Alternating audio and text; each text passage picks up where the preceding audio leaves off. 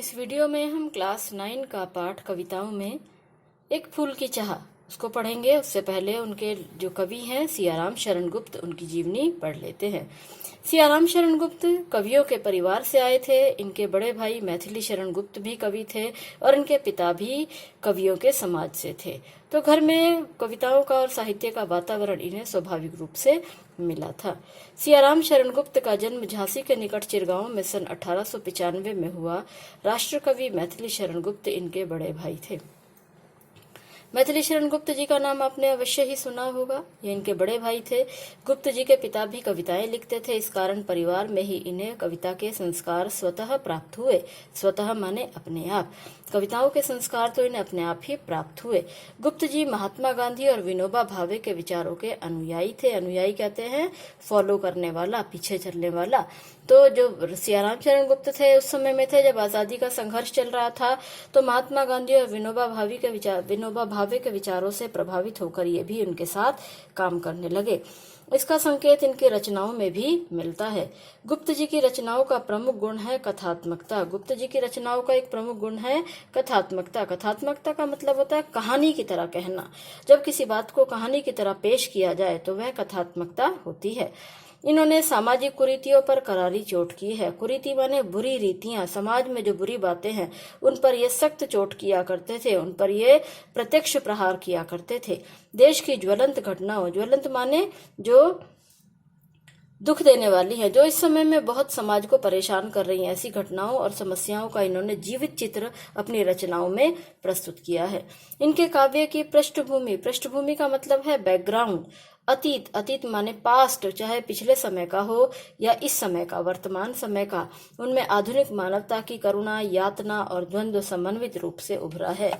तो इस जीवनी में ही इस प्रकार के शब्दों का प्रयोग किया है जो आपके लिए शायद थोड़े से मुश्किल होंगे, लेकिन मैं इनका अर्थ साथ साथ बता देती हूँ। इनकी कविताओं की जो बैकग्राउंड था, पृष्ठभूमि थी, चाहे वह पिछले समय का रहा हो या इस समय का रहा हो, उसमें आधुनिक मानवता, जो मानवता का गुण है, उसकी करुणा, उसकी यातना, यातना माने दुख, और द्वंद्व, द्वंद्व कहते हैं डबल माइंड होना, दुविधा में फंसना, समन्वित रूप से मिले जुले रूप में करुणा, यातना और द्वंद्व, ये सब दिखाई देता है इनकी रचनाओं में। सियाराम शरण गुप्त की प्रमुख कृतियां हैं मौर्य विजय, आर्द्रा, पाथे, मृणमयी, उन्मुक्त, आत्मोत्सर्ग, दूरबादल और नकुल। ये इनकी रचनाओं के नाम हैं। एक फूल की चाह, ये जो कविता हम पढ़ेंगे इसका परिचय दिया गया है। गुप्त जी की एक बहुत लंबी और बड़ी प्रसिद्ध कविता है। यह पाठ उस कविता का एक अंश मात्र है। आपको ये कविता बहुत लंबी लगेगी, लेकिन यह तो उस कविता का एक हिस्सा है। पूरी कविता छुआछूत की समस्या पर केंद्रित है। छुआछूत की समस्या कहते हैं जब समाज में जातिगत भेदभाव दिखाई देता है, ब्राह्मण, वैश्य, क्षत्रिय और शूद्र, इनमें छोटी जात वालों को बराबर नहीं माना जाता है। जो ब्राह्मण होते हैं वे छोटी जात वालों का छुआ खाते भी नहीं है, उन्हें अपने पास बिठाते भी नहीं है। पुराने समय में ये जो भेदभाव था ये बहुत ज्यादा था। तो इसी समस्या को लेकर पूरी कविता लिखी गई है। एक मरणासन अछूत कन्या, मरणासन मतलब मरने वाली थी, छोटी जाति की एक कन्या थी, बालिका थी। उसके मन में चाह उठी, उसके मन में इच्छा हुई काश देवी के चरणों में अर्पित किया हुआ एक फूल लाकर कोई उसे दे देता। तो ये प्रसंग कहाँ से शुरू हुआ? क्योंकि उस समय में छोटी जाति वालों को मंदिर जाने का अधिकार नहीं था, देवी की आराधना करने का अधिकार नहीं था।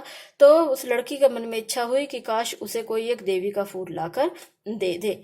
कन्या के पिता ने बेटी की मनोकामना पूरी करने का बीड़ा उठाया। बीड़ा उठाना मुहावरा है, इसका मतलब संकल्प ले लिया। अब पिता ने कहा मैं अपनी बेटी की इच्छा को पूरी करूंगा। वह देवी के मंदिर में जा पहुंचा, देवी की आराधना भी की, पर उसके बाद वह देवी के भक्तों की नजरों में खटकने लगा। उसने कोशिश की, गया मंदिर तक छिपते छिपाते, क्योंकि मंदिर जाने की उसे अनुमति नहीं थी, छिपते छिपाते किसी तरह गया, लेकिन वहां पहुंचकर वह देवी के भक्तों के द्वारा पहचाना गया और देवी के भक्तों ने उसके साथ बुरा व्यवहार किया। देवी की आराधना भी की, पर उसके बाद वह देवी के भक्तों की नजर में खटकने लगा। मानव मात्र को एक समान मानने की नसीहत देने वाली देवी के सवर्ण भक्तों ने उस विवश मगर लाचार, आकांक्षी मगर अछूत पिता के साथ कैसा सलूक किया, क्या बताते हैं इसमें। कि जो देवी को, मानव मात्र को एक समान मानने की नसीहत, शिक्षा देने वाली देवी, वो जो देवी है जिसका मंदिर है, वो तो सबको एक समान बताती है, समाज के सब लोग समान है। और उसी देवी के मानने वाले जो सवर्ण, सवर्ण माने ऊंची जाति के जो भक्त थे, उन्होंने उस लाचार और जो एक इच्छा लेकर गया था छोटी जाति का पिता, उसके साथ बुरा से बुरा सलूक किया। क्या वह अपनी बेटी को फूल लाकर दे सका? यह इस कविता का मार्मिक अंश ही बताएगा। मार्मिक माने मर्म को, दिल को छू लेने वाली। तो मैं आपको सारांश या कविता की भूमिका बता देती हूँ। छोटी जाति की बच्ची है ये, उसका पिता और वो बच्ची दो ही हैं घर में। माँ का देहांत पहले ही हो चुका है। तो उनके समय में महामारी फैली थी, जैसे आजकल आप देखते हैं कोरोना महामारी फैली है, तो ऐसे उस समय में महामारी फैली हुई थी और उस महामारी से सबको बचना था। अब पिता अकेले थे, घर में ड्यूटी जाते थे, खेतों में काम करते थे, और जाते समय सोचते थे उनकी बेटी को दिन में, क्योंकि वो खेलने जाती थी, कहीं किसी भी तरह से महामारी परेशान ना कर दे। तो यही उनके मन में चिंता लगी रहती थी। और एक दिन वही हुआ कि वो जो लड़की थी उसको भी बुखार आ गया। बहुत डर गई लड़की और उसने अपने पिता से कहा कि अब तो सब मर रहे हैं इस महामारी से, मुझे हो गई है तो मैं भी मर जाऊंगी। तो मेरी इच्छा है कि आप मुझे देवी का प्रसाद लाकर दे दें, प्रसाद के रूप में देवी का एक फूल दे दें। हम सोचे तो ये कोई बहुत बड़ी इच्छा नहीं थी, कोई भी मंदिर जाए, प्रसाद चढ़ाए और देवी का प्रसाद लाकर दे सकता है। लेकिन उस छोटी जाति वाले के लिए ये जिंदगी की सबसे बड़ी चुनौती थी, क्योंकि उसके लिए उसकी अनुमति समाज नहीं देता था। तो कविता बहुत सुंदर है, संस्कृत शब्दावली से भरी हुई रचना है, और आप सारे शब्दों के अर्थ देखते रहेंगे और कविता के भाव को समझेंगे।